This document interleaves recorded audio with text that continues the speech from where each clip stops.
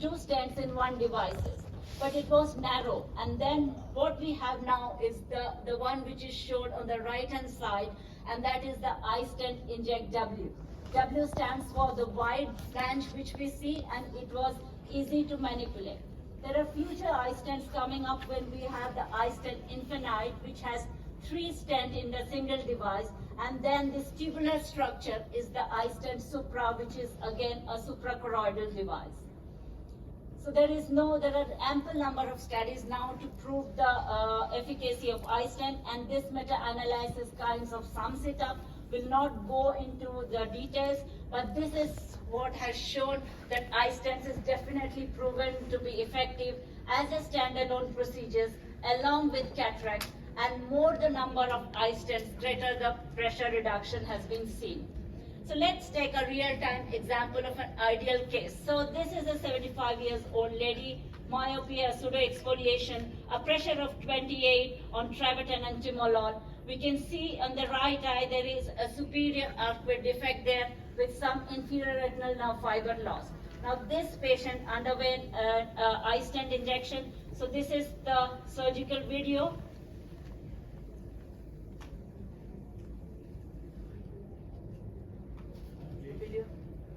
Yeah.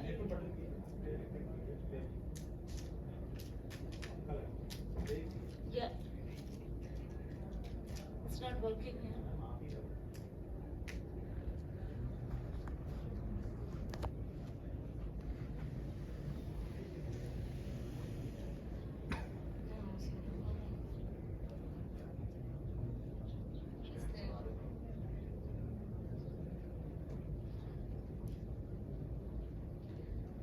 So I can say, as Dr. Harsh Kumar was saying in the morning, all we need to do as our practice is an intraoperative gonioscopic, and that is what is important.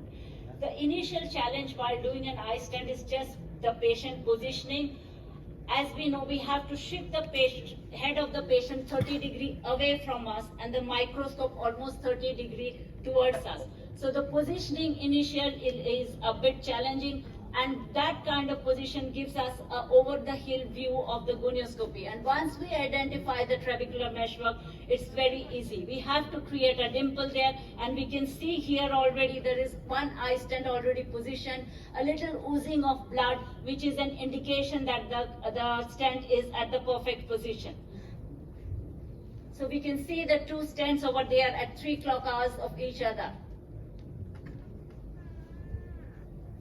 This is another patient who has undergone iStent, and we can see both the iStent here at again 3 o'clock hours position from each other, and this patient did quite well with post-operative pressure of 15 and doing quite well actually.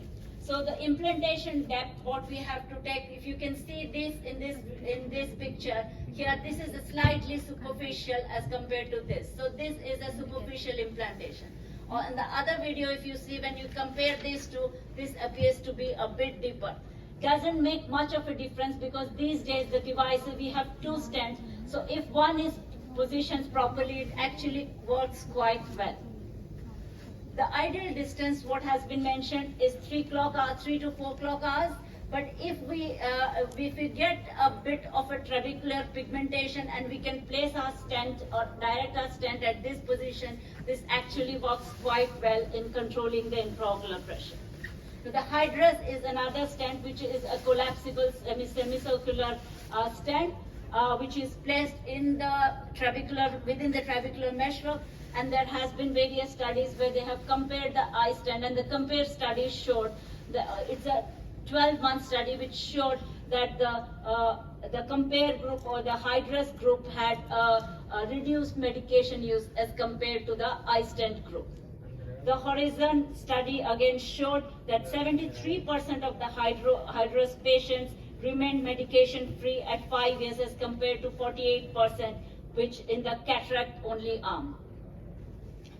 So the trabecular excision procedures, the first among the group is the trabectome, wherein we use a microelectrode to avulse the trabecular meshwork, and Dr. Sunita will be talking in detail, so we will not go into the detail of this procedure.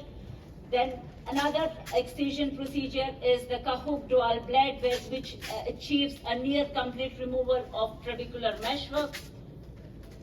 Conioscopy assisted trabeculotomy is a procedure wherein we can either use a microcatheter or use a Prolene suture to create a trabeculotomy, and that helps in reducing the pressure. Now, the Cypress device till date was the only suprachoroidal device. It initially showed very good results, but unfortunately the 5-year data showed greater endothelial loss, and this was withdrawn by the company voluntarily.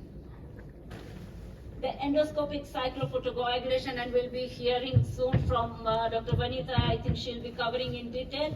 It is a procedure wherein we use an endoscope to target the ciliary processes, and this is the only procedure which works by reducing the aqueous secretion, whereas the others work mostly by increasing the outflow. Now, when it comes to MiGs, the concerns today we have is the cost, and second is the efficacy. Now, there are various studies which are done mostly by the insurance people, and they have seen that the projected cost comparison of all these devices when compared with the medical management is proven to be cost effective. And when it comes to efficacy, the debate considering it is because most of the studies are comparing it with trabeculectomy. Now, we have to understand that MiGs is not a replacement of trabeculectomy. So if we are comparing MiGs with trabeculectomy, we are actually comparing apples with oranges. So there are very clear-cut indications for MiGs and clear-cut indications for trabeculectomy, where our target intraocular pressures is in the mid-teens. It is a mild to moderate glaucoma. The choice of surgery is MiGs. But where our target intraocular pressure is in the lower teens, probably we would like to move in for the trabeculectomy.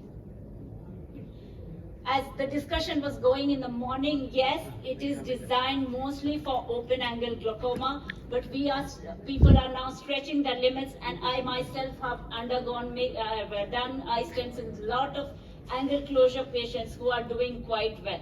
So yes, the devices can be done in angle closure glaucoma patients. We have studies which have shown trabectome being done in failed trabeculectomy and tube implants, and it has been combined with the tube implants to avoid fenestration of the tubes for the temporary maintenance of the intraocular pressure, and it has been used in all kinds of phakic, pseudophakic, and aphakic eyes. So the phrase "catch them early," which is very apt to glaucoma, I would say that not only catch them early, treat them early, so that none of the patient progresses from this to this stage. And in this context, I think MiGs is the game changer ahead, and it is that light at the end of the tunnel which is going to bridge this gap. And for me, success would be that day, which is my futuristic thinking that glaucoma should not be